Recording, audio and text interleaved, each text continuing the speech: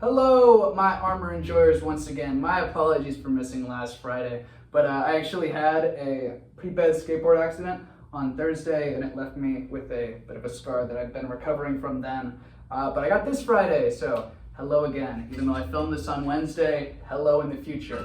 I'm so sorry. And for this, I have a special guest who supplies the armor for today. Elise, please enter the room dramatically. Don't fall off the chair. Oh my god, you're like barely on screen. Stand up. Come on. Tell me what to do.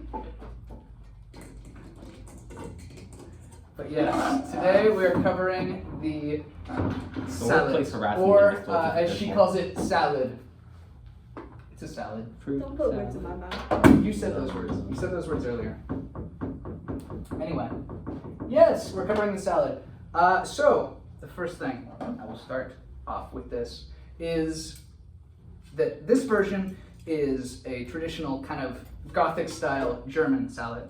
A lot of other salads, especially like more Italian and French ones, will not have a visor on top. So you could just imagine this kind of open kind of face here.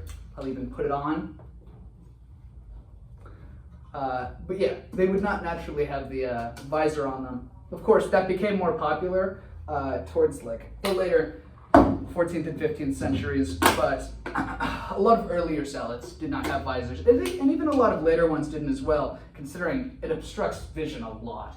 Second, for the kind of back, this one is meant to kind of just hang off, protect the neck a little bit by catching blows, but also be semi-mobile in order to get decent movement. But there are some with a fully just one piece back, and the visor can also be attached as well, all just one piece of metal, no interconnecting links whatsoever. And those are just tip salads. They have a little less face coverage, they're a little more flat. This is a bit curved, as you can kind of see. But they're a little more flat, and you would simply kind of like tip them up when you want to see, and then you would tip them down when it's like time to fight. But this one is a more like later style traditional German salad, which is called Schaller in German, I believe. Searched it up before this video. But you would wear it naturally with a bever underneath, which this photo, unless my computer turned off, you might have to log back in. Oh, there it is. This photo has a bever on it already for reference. But yes, it's a separate piece of metal attached to a gorget, with the bever being the part that folds up to cover the mouth. Anyway, I'm gonna leave it over to you to talk about what it's like to wear this beautiful thing. It's heavy. The chair. It's heavy. It is heavy. It is very heavy. It's very thick. It is, I believe, 18 gauge steel. The brand is Medieval Collectibles. Yes. On the inside, there is some padding and there is a chin strap. But I would definitely recommend getting a padded hood just for extra cushioning, and Could also to shove it keep with a it beanie. from shifting around.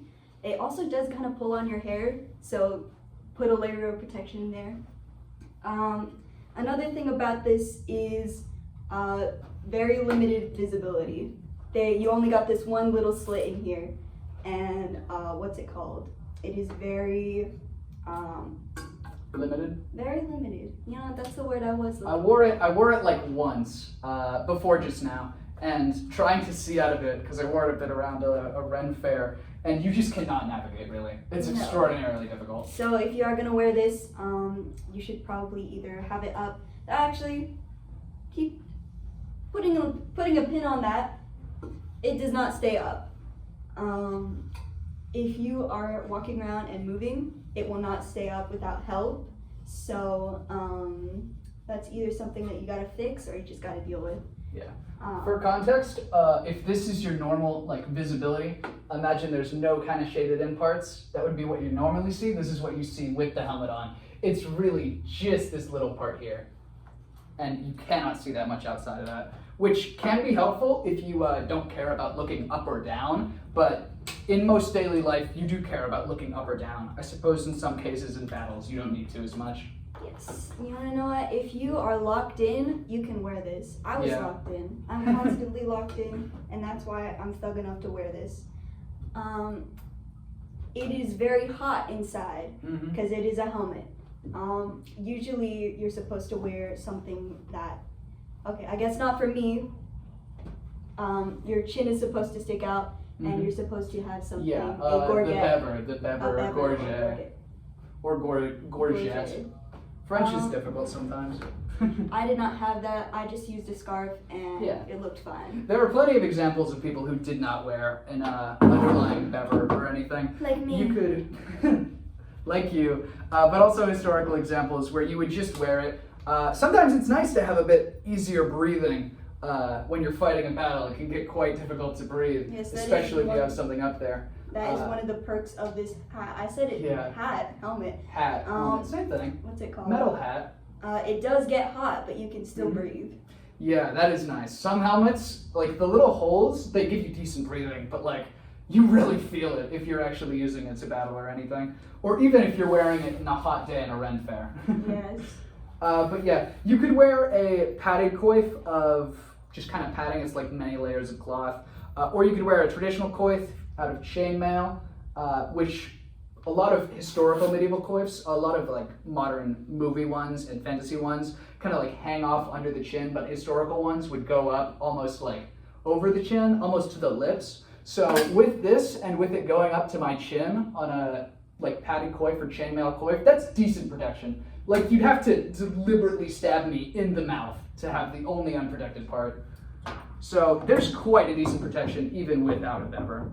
But with the bever, you're perfect. Although breathing will be difficult.